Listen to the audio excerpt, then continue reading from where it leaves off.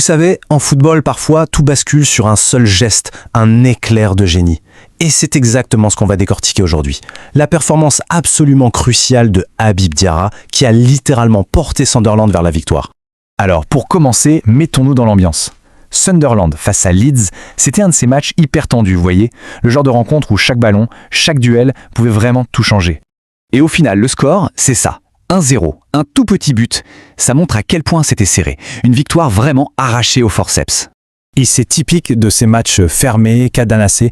Souvent, il faut une étincelle, un seul joueur qui sort du lot pour faire la différence. Et c'est précisément ce qui s'est passé. Et cette étincelle, eh bien, elle a un nom, Habib Diarra. C'est lui l'homme du match, le héros du jour.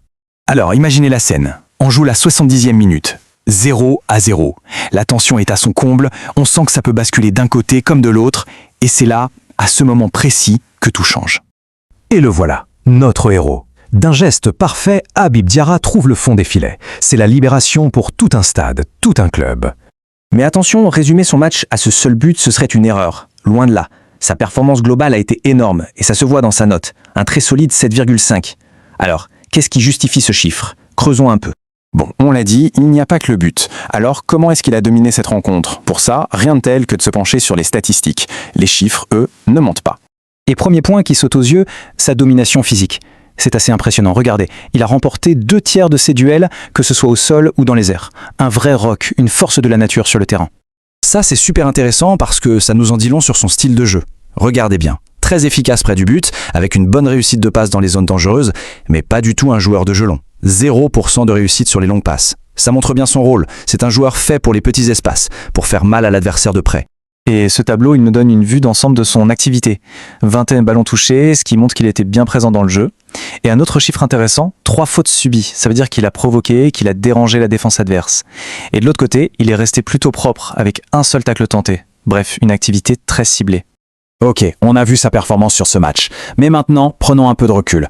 Quel est l'impact de tout ça sur la saison? Pour lui et pour Sunderland? Alors, pour Diarra, c'est seulement son 2e but de la saison en 12 matchs de Première Ligue. Ce n'est pas énorme en quantité, mais en qualité, celui-là, il pèse très très lourd. Et voilà l'impact concret. Le point crucial, il est là. Ce but, il n'est pas anecdotique. Il a de vraies conséquences au classement. Grâce à cette victoire, hop, Sunderland grimpe à la 11e place avec 40 points. C'est énorme pour la suite de leur saison. Du coup, la grande question qu'on peut se poser pour finir, c'est celle-ci. Est-ce que ce but n'est qu'un simple coup d'éclat, un moment de gloire passager? Ou est-ce que c'est le vrai tournant de sa saison? Pour Habib Diarra, mais aussi pour Sunderland, la réponse à cette question pourrait bien tout changer.